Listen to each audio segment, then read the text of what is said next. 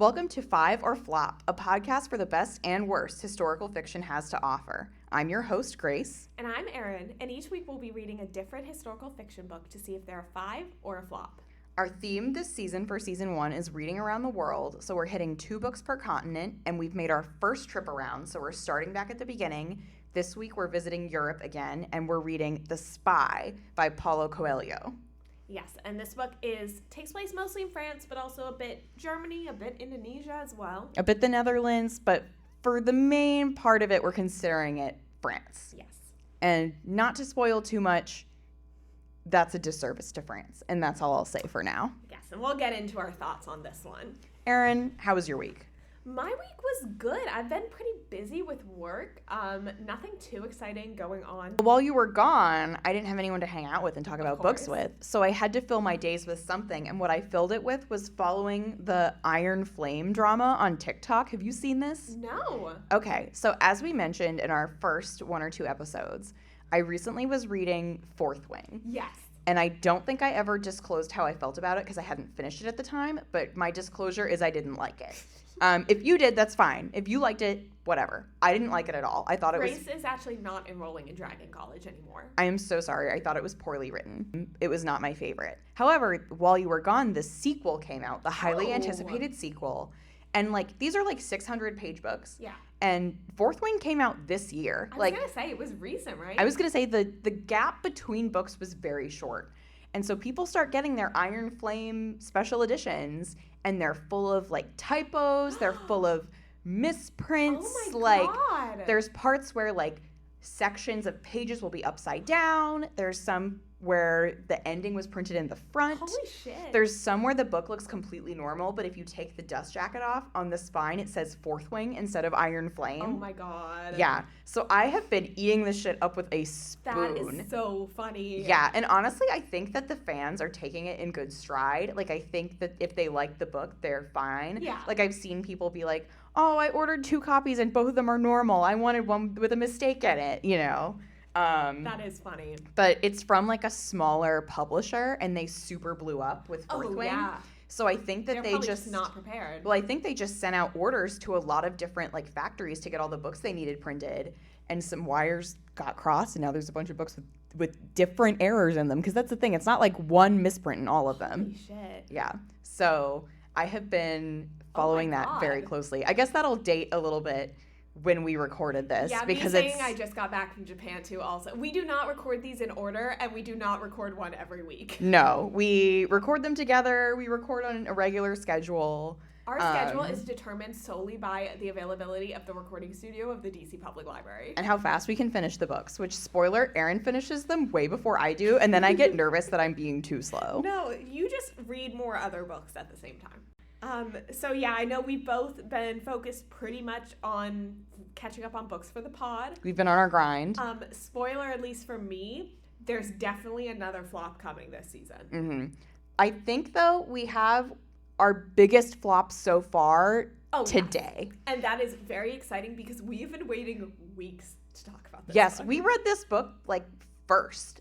It's just got knocked back a little while in the recording list. Yes. And I'm going to jump ahead a bit because I think it's a fun story of how we found this book. Well, I found it in a little free library on the street, which is where I get a lot of my reading materials. Even though, as someone with a master's in library science, I'm pretty vehemently against little free libraries. You are? Why? Because they work to defund actual public libraries because people put them up. And then the government will be like, well, we don't need to give money to libraries. But you notice they're only in wealthy areas that can afford to already buy books. That's really sad. And also the whole organization is kind of a shitty nonprofit. They charge a lot to put it up. And they'll if people put up their own versions, they'll sue the shit out of you to take it down. That's really sad because as just the casual way that they function, I think is really nice. They're a great idea. But in execution, it serves to benefit communities who don't need the help accessing books. Oh, no, you're right. So, absolutely. Do I still use them? Yes. Is there a lot of issues with them? Also, yes. Okay. But anyway, so I found this book in a little free library after my rant there. Well, I'm glad to be informed. I didn't know any of that. Yeah, it's actually in one of my library classes, we had a whole discussion about the whole system and how it functions and if it's actually good, and in a lot of cases it just serves to justify why people say we don't need libraries. That's very sad, because we need libraries so bad. Even if they don't have a podcast recording studio. Yeah, we need normal libraries. Anyway, so I found this book in a little free library, and I saw it was historical fiction, and this was around the idea we were toying with how to narrow the focus of our pod. Because we were like, oh, we'll have a book podcast. And then we were like, okay, we need like something more than just like a book podcast. We have to narrow it down. There's too many books. So I pulled this one. I'm like, oh my God, it's historical fiction. Perfect. This will be a great one for the pod. I thought it was going to be so good because the cover is so pretty. It is. Google a picture of the cover. Again, The Spy by Paulo Coelho. Yes. It was, in fact, not good. Really bad. I'm so sorry. Here, let's just go straight into the synopsis so you at least know what we're talking about. So, my favorite part is going to be this line that I'm about to hit you with right here. Get ready, everyone. Her only crime was to be an independent woman. And I feel like you could say that about both of us, too. Yeah, I mean, we're the same as Mata Hari. So the rest of it is, when Mata Hari arrived in Paris, she was penniless. Within months, she was the most celebrated woman in the city. As a dancer, she shocked and delighted audiences. As a courtesan, she bewitched the era's richest and most powerful men.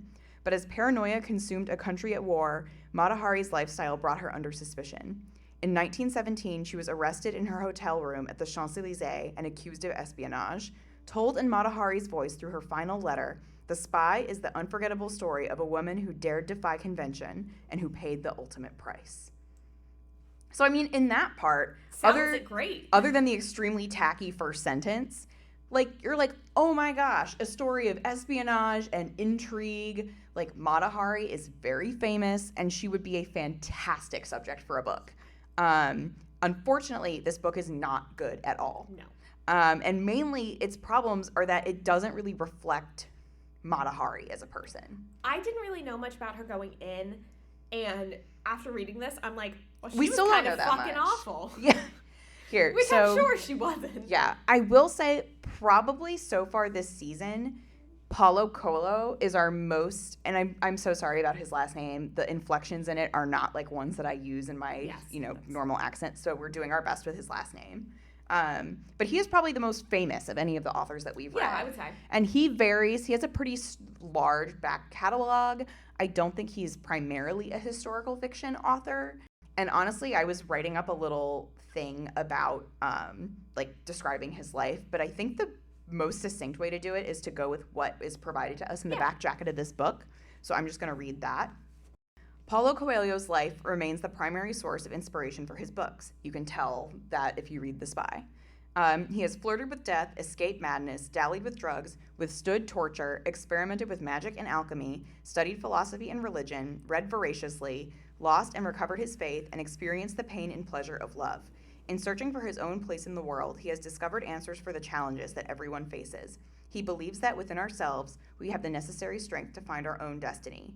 Paulo Coelho has sold more than 200 million books worldwide. His work is published in 81 languages, and he is the most translated living author in the world. Is that true? I guess it's true. But... I mean, apparently, this is his publisher. But he has written more than 30 books. Mm-hmm. The Spy came out in 2016, and he's released 2 books since then, so it's pretty early on in his career. And like this said, he's the most well-known for The Alchemist, which came out in 1988. So have you ever read anything else by him? Because I have not. I hadn't either.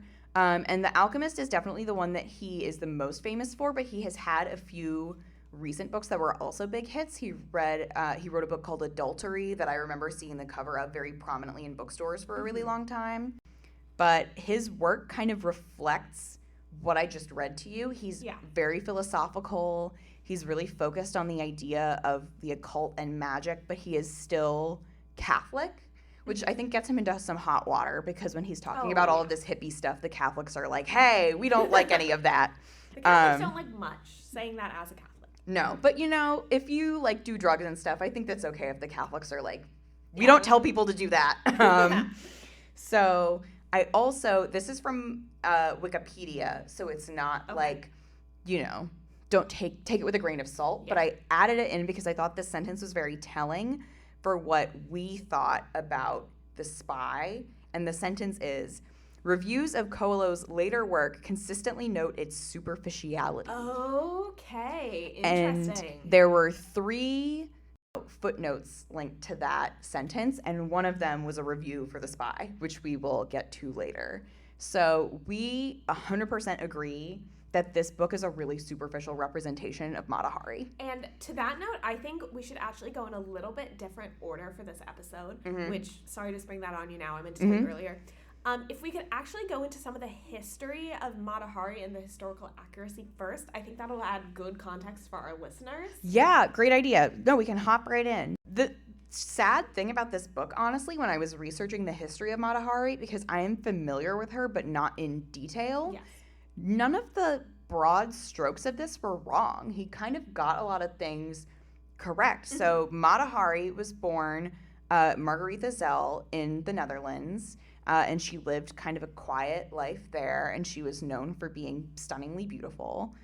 And we have less clarity on this than in the book. She wants to leave the Netherlands. In the book, she wants to see the world and have adventure. And I could see that being a real motivation for the real Mata Hari, who in the book and in real life meets her husband by answering an ad he placed in the newspaper.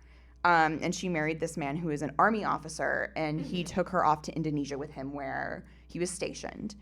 He was known to be abusive. That, again, is in the book as in real life. Almost everything I'm saying here is in the book as in real life. Like I said, the broad outlines of Mata Hari's life are reflected accurately in the book. They have a child there, but she leaves her husband because he is abusive. She's not able to retain custody of her child.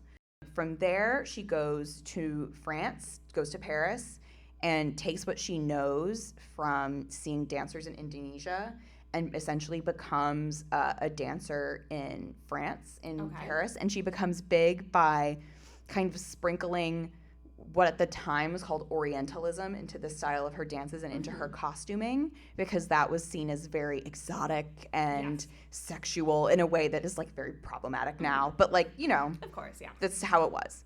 Not that that's okay, but we're explaining her life and that's how it was. So she was famous for using that as an element of her dances, and also because she was willing to be nude in public, basically. And actually, this was something that I found independently that was not in the book. It didn't need to be. This is a very small detail. But often she would strip down to everything, but she would have like a jeweled like bra on. And you'd think like, okay, if you're like taking off your panties, why are you wearing a bra? And it's because she was self-conscious that her boobs were small. Oh my God, okay, me. I know. But I'm like, you know, show them off, Mata. Do whatever you want. But no, she was like, as she is on the cover of this book, which we said is very beautiful, she was like very sparkly. She was dripping in gems. Yeah, she was a very elegant, she was a very beautiful woman if you see photos of her.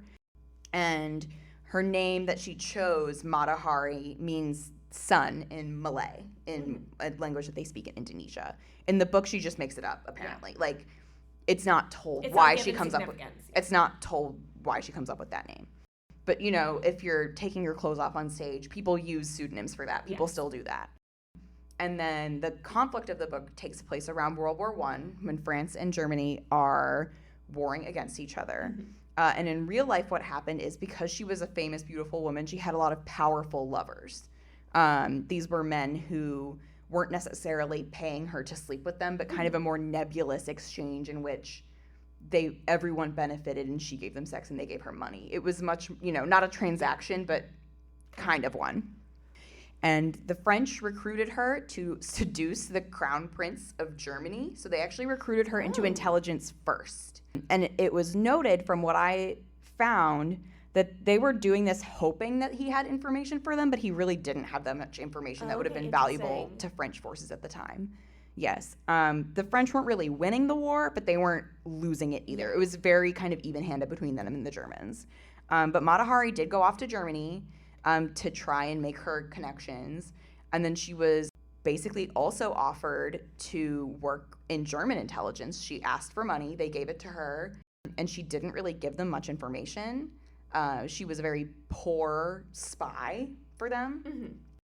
And they were angry about that. And essentially, in retaliation, they sent a telegram in a code that they knew the French had already broken, saying, Agent H21 has not given us information. And then just made it clear that Agent H21 was Mata Hari. Oh, Yes. interesting. So that's how she was caught. So basically then she was executed for being a double agent. For treason to France during the war. See, none of that came through in the book for me. Yeah, which is interesting because, like, Paulo Coelho is, like, in theory hitting a lot of those beats, but you're not understanding them. No. But the mystery of Mata Hari and why she has lived on as this, like, mythical figure is because she was, you know, the beautiful woman brought down. And also because it's a question of, she was executed for being a spy. Was she one? You know, was she spying for France or was she spying for Germany? Because she had taken money from both places. But I think the historical consensus is that she did not materially provide any benefit to Germany.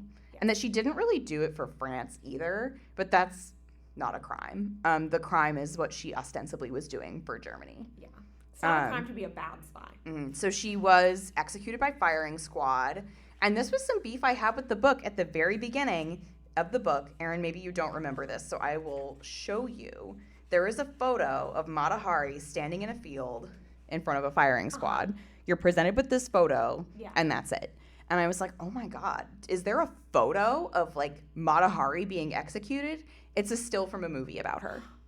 Oh my God. There's no caption. And I Googled this photo and the movie came up. So it was like, oh. So they lead you to think it's real. Yeah. Which, I take issue with that. Because there's lots of photos of the real Mata Hari. So of course you might believe that presented with this one that it's real. Anyway.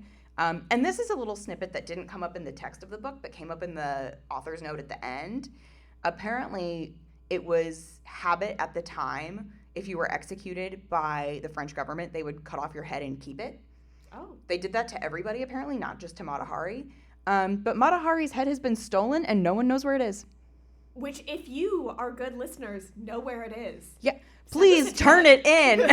Please give it back. And the crazy thing is, it's not like it was stored in, like, a museum. Yeah. Not, like, on display, but, like, you know, in the archives of a museum. Gone. Well, and it's not like they were like, oh, it was here yesterday. Like, they went to go check it in the year 2000. She got executed during World War I, by the way. And so just somewhere and it was not the there. And they were like, we don't know when it was Jesus. taken. Yeah, so it could have been gone for decades. Oh, my God. So that is, like, not even really related to the book. But that was just crazy to me that I was like, one, that they were keeping Mata Hari's head at a museum. And two, that someone took it and we don't know where it is. There's just a note here in Grace's note that all capital letters, her head. Like, I was at the very end of the book, and it's just like, blah, blah, blah, Mata Hari's legacy, blah, blah, blah, we don't know where her head is. And I was like, what? So before we move into talking about the book, just our usual disclaimer that our judgments come based on the books and the characters as a work of historical fiction, not passing judgment on the actual Mata Hari or anyone else in the book. And that, like Hamnet, originally Hamnet is our sole point of reference ever. Yes. This is based on an actual person, so we take that a lot more seriously here. Yes. But honestly, I feel like it would be difficult to pass judgment on the real Mata Hari based on the context of this book, because I feel like this book was so removed from any real person. The book was terrible. Yeah. I came out of it. Well, I know I said that at the start. I'm like, this made me hate her. She seemed terrible. And then I took a step back. I'm like, no, this book was terrible. I'm like, she was probably a real person with actual motivations. Yeah. What came up a lot for me researching this book is that basically Paulo Coelho loves to just put these, like, philosophical speeches into his books, and he kind of does it regardless of whether or not it fits the characters. And that absolutely is true of Mata Hari. Like, there was just a bunch of random stuff in this book. And the thing is, like, from that description that I gave you, she had a really rich life full of things that, like, are just intriguing to people. Yeah. She's famous for sex and espionage and wrongful death and, like, all of these really intriguing things. I want an HBO show about her, not this book. Yeah, or even just the period of her life where she's, like, in Indonesia with this abusive husband that she met through the newspaper. Mm-hmm. Like, I'm like, any part of this woman's life could be a fascinating full-length book. And this is 180 pages. It's real short. We're whipping through the facts. However, it took me so long to read it. Oh my gosh. We're whipping through the facts of her life at, like, breakneck speed. And we're, like, not getting anything. Mata Hari rose to fame by being a dancer, and we see her dance one time, and we're not told how she learned to do it. No, that was one of my questions, was how did she learn how to dance? Yeah, we're led to believe that she watches Indonesian dancers one time. And then picks it up. And then a woman kills herself in front of Mata Hari, which is not that was crazy. That was really weird. Don't think that happened. As far as I'm aware, that didn't happen. And then Mata Hari is like, oh, I will become a dancer because this woman has freed me or whatever. Like, it made no sense. Like, all of my notes going through is just like, this speech is weird. This speech is weird. Because these people are just talking in paragraphs. It felt so inauthentic. Not about things that happened to Mata Hari. They'd speak like how you would expect a pretentious writer to write dialogue. Yeah. And everything skips. Like, this is what we were talking about with when you're writing historical fiction that's based on real people. Yeah. Because you know what happened to them, you have beats you have to hit. Yes. And, like, a Maggie O'Farrell is able to kind of weave it in, like, a bit more naturally about, like, all of the facts of Shakespeare's life. But this book is, like, if Maggie O'Farrell had written Hamnet and then ended one chapter being like, and then Hamnet died. And then the opening of the next chapter is, like, 20 years later, Shakespeare wrote Hamlet. Like, that is what Maggie O'Farrell managed to eke into a whole book. Like, I feel like Paulo Coelho doesn't even like Mata Hari. Like, I don't think he's even interested in her. I don't think he's interested in her at all. Like, he probably actually did come upon her and be like, oh my gosh, this is a great subject for a book. But the way that this reads is that his agent was like, okay, Paulo, you have to write a book this year. How about Mata Hari? And he was like, fine. And then he wrote it in one sitting. And that begs the question, is this just another male author who cannot write women? I mean, her only crime was to be an independent woman. Which may be true for us. Don't know if that was true for her. Oh my gosh. It was just so funny. Like, we weren't shown anything happening. Like, she was just talking to people the whole time. We were only told that things happened, like, after they already did. It was very show don't tell. Like, there was a part that I marked in the book that I was like, these are the worst lines in the whole book.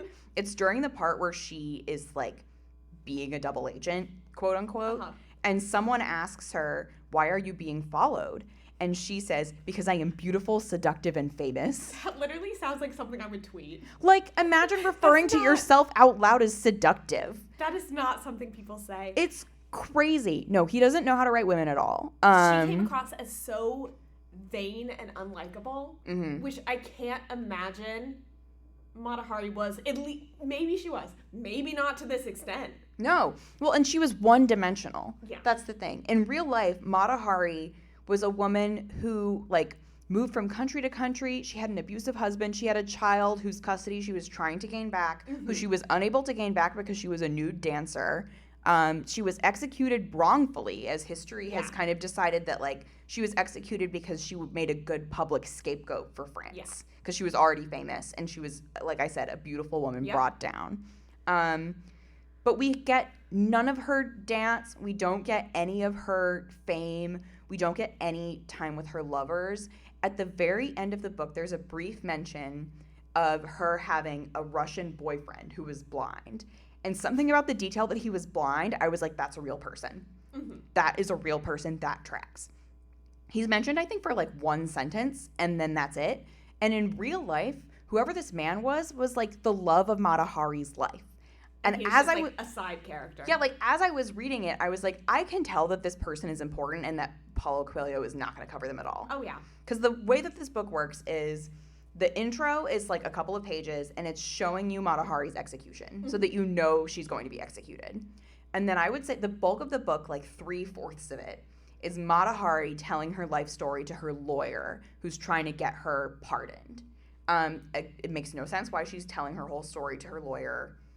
That doesn't really, it's not necessary. And my biggest question from that was the format of the actual book. Letters were not the right format to tell this in because it became so show don't tell. And it makes sense a bit that it was, it's a letter, it's obviously very condensed, but that's not the point. We want to know what happens. And there was so much left out that I had no idea what was This book could have been so long. It's so hard to do Mata Hari's whole life in 180 pages.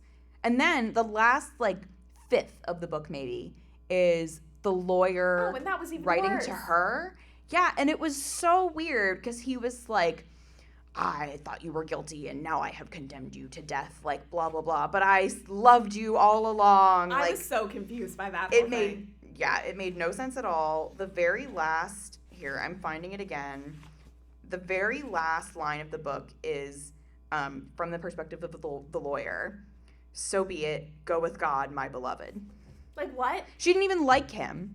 So it's just about how Mata Hari is like a vindictive slut who gets men to fall in love with her, and she sucks. But she got executed, but because her only crime was to be an independent woman. And this book is so interesting to me because it's the idea of an independent woman. There's actually a quote I have here that says, "We all know I won't be killed because of the stupid allegation of espionage, but because I decided to be who I always dreamed, and the price of a dream is always high." And I do feel this was supposed to be the theme, especially about a woman, whose only crime was to be independent. And the novel does not meet the expectation of that theme. And I think it's so interesting because we've read a lot of books that focus mainly on women and the history of women, whether real or not. Like Fruit of the Drunken Tree was about the author's experience. Snowflower was not about a specific woman or set of women, but about women in a time period. And I feel like those books did so much more justice, while at the same time leaving out some of the context, because Fruit of the Drunken Tree, Trula was a child, she couldn't have known everything going on.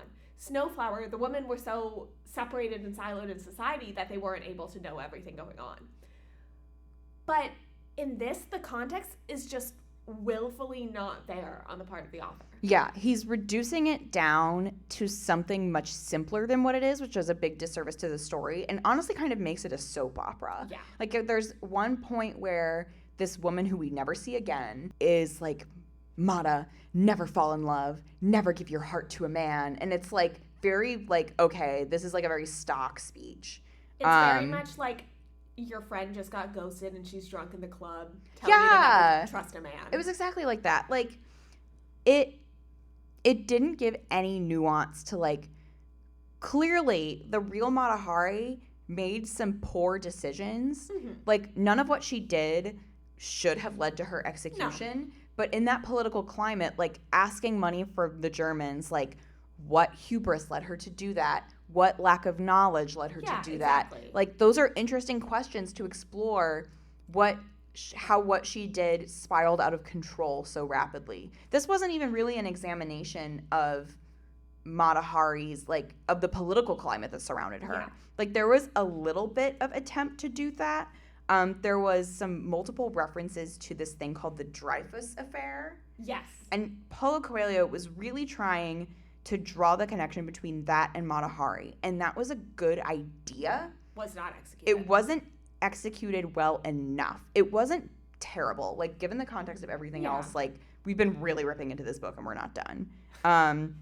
It just wasn't given enough context. Essentially, the Dreyfus Affair was something that happened like 20 years before Mata Hari was executed, where a man named Alfred Dreyfus was wrongfully convicted of treason and then, like, banished. And then it came out several years later that he had been wrongfully convicted. So there are a lot of parallels. Yeah. So it would have been great, honestly, to pull that together. And it's partially because Alfred Dreyfus was Jewish, that he was, like, made a scapegoat. Yeah. And especially if Paulo Coelho wanted to make this connection of, like, Mata Hari was, like, this happened to her because she was a woman, then that could have been a great connection. Because that's not the whole story, but that's not an element that you can ignore either. No, and she was easy to make a scapegoat of, partially because she was famous, but also because she was a woman who took off her clothes. And the Dreyfus Affair just felt so disjointed in there that it didn't connect for me. I'm like, this is just being brought up a lot. And it's, again, this is what makes me contrast this to Fruit of the Drunken Tree and Snowflower, because there was a lot of political context that wasn't explicitly in the book. But it made sense for it not to be, and it worked because the narrators were not in a position to be sharing that with the reader. We had to connect those dots ourselves. But the author of The Spy really wanted us to connect the dots, but didn't do it in a way where the narrator was giving us what we needed for it. Yeah. See, when there were those 2 or 3 mentions of the Dreyfus Affair, that showed me a flash of, like, this is, like, if there was more of this and more writing in this style and more connections like this, then this letter epistolary format could have worked. Like, there were brief flashes where I was like, this is the start of a novel, of a good historical fiction novel. If you lengthen it, if you pull in these other elements, but that they were brief and they weren't reflective of how the rest of the book was constructed. And I think it's interesting to compare the framing of this one because she's writing these letters in prison. She's reflecting back on all of this. Snowflower, Lily was also reflecting back on all of her experiences. Mm-hmm. And to an extent, so was Chula from Fruit of the Drunken Tree. Exactly. So we've read, I keep comparing these three, but we've read these three that all have similar-ish framing devices. And this one flops so badly when the others, I feel like we really gained something from having that bit of we know the outcome already. We know, but it's how do we get there? And I just don't think The Spy... It doesn't show you how we get there. No. It doesn't give us that political climate that leads to a person being executed wrongly. Yes. It doesn't give us that. And especially when you think about Mata Hari is one of the most famous people that we've read books about so far. Yeah. Not every book that we've read so far is about a famous person. Mata Hari is very, very well known. Mm-hmm. There's a lot of media about her. If you look up like books, movies, TV shows, there are lots of Mata Hari stuff like things. Actually, the thing that I most know Mata Hari for, outside of her, like, you know, the media that I know that's associated with her, is there was a flop Mata Hari musical that premiered here in DC. In case you didn't know, Grace is indeed a theater kid. Yes, I am, and I'm proud of it. But the Mata Hari musical was such a flop that it, like, the only production of it happened here in DC. It was supposed to go to Broadway, and then it like ran for 4 hours. There was a fire. They accidentally shone a spotlight on the actress playing Mata Hari when she was naked when they weren't supposed to. And the first lady was there. I believe it was Lady Bird Johnson that was there. Oh my God. And so they never made it to Broadway because it was such a disaster, much like this book. But like we said, this book came out in 2016. This was one of Paulo Coelho's like really recent books. Mm-hmm. So you're like, okay, you're writing on a figure that has already been such a focus of the media. Do you have anything worthwhile to add? No. You know? Maggie O'Farrell brought Hamnet into the public eye. Like, I think not a lot of people knew about Hamnet. And there has been some things on Anne Hathaway, but she brought a new perspective. When Lisa C. wrote Snowflower, she was shining light on a language that had been lost, on this lost women's language. When Ingrid Rojas Contreras wrote Fruit of the Drunken Tree, those are our comparison books. When Ingrid Rojas Contreras wrote Fruit of the Drunken Tree, she was writing her perspective on things that had happened to her when she was a child. Yes. It doesn't seem to me like there was a reason for him to write about Mata Hari, except that he just decided to because he had to put a book out because he hadn't put one out in a couple years. Exactly. Like, it just was so slapdash. And I keep harping on this, but the length really gave that away. Oh, there was no reason for this book to be 180 pages. This book could have been 1,000 pages. Yeah, easily. And, like, if you want to just write a snippet, like, that's fine. You can just pick, like, a fracture of her life. Don't try to do anyone's life justice in, like, 180 Unless they were really boring. Like, she just lived, like, a really packed life. Even Hamnet didn't live that long, and he got a full book. Yeah. He got more, like, you know, he didn't die until page 200. Page time, you know? So, like, if you wanted to write, like, a sad novella about the lawyer trying to recover from the guilt of Mata Hari's execution, that could fit in 180 pages. Because that's a fictional character. And you don't need the whole backstory of Mata Hari to get there. And that would have added a fresh perspective. Yeah. Or, I don't know, just the part of her life when she was in Indonesia, or just, like, what was she thinking in her last 24 hours? Like, there are ways that you can frame it to fit that length, but I think he wrote this quickly. That's the thing. I just think he just slapped it down, sent it to his publisher. He's really famous, so they don't edit his stuff as, you know, with as much scrutiny, I suppose. And it came out, and it was really bad. And I am not the only person who thinks it was really bad. Now I will read for you the review that I found from Wikipedia. And I'm so excited because I haven't heard this yet. Yes, I kept this a secret. So this is a review that came out January 16th, 2017, so shortly after the book was released, in the Sydney Morning Herald by an author named Cameron Woodhead. So thank you, Cameron, for your contribution. And it's only about a paragraph, so I am going to read it in its entirety. Here we go. I'm excited. Stop me when you have comments, Erin. Okay. Brazilian novelist Paulo Coelho has sold hundreds of millions of books, rising to fame with his esoteric parable, The Alchemist, in the late 80s. Opinion of his work is starkly divided, particularly by the author's penchant for peppering his novels with snatches of cod wisdom that can sound suspiciously like platitudes of the self-help variety. Yeah, Yeah, we both agree that happens. That quirk is manifest too in The Spy, a novella about Mata Hari, the Dutch exotic dancer and double agent that is both too short and too slapdash to detain anyone interested in this fascinating woman for long. Again, we agree that the real Mata Hari is so much more interesting than this book lets on. Exactly.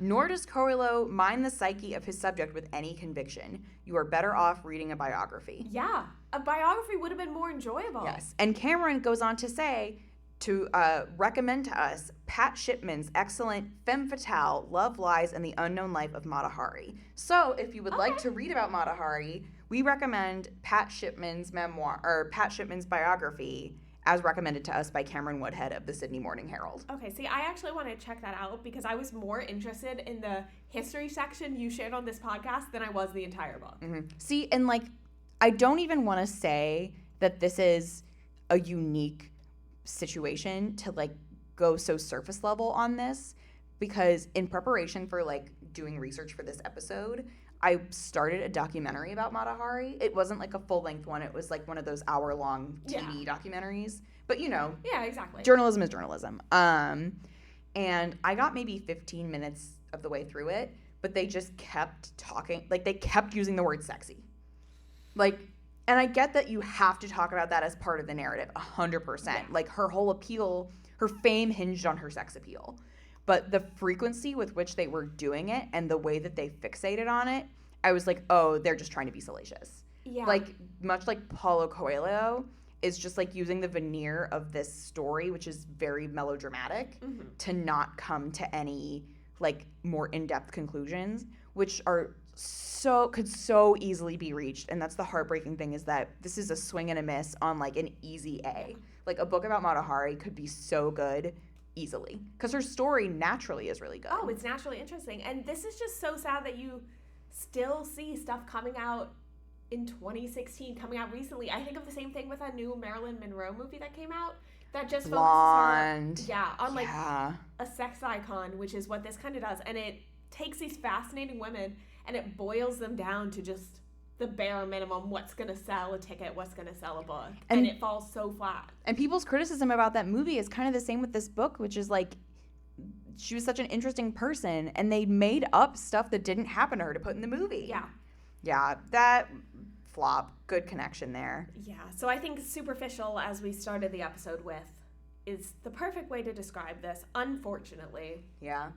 Should we swing into the calculator? It'll be funny. So. I think you know how this is going to go. All right. So, as you all know, our data scientist, Ashley, made us this calculator for us to try and rank in a bit more of an analytical manner what we think of these books. And then we're comparing them to the way that we rated on StoryGraph based on vibes.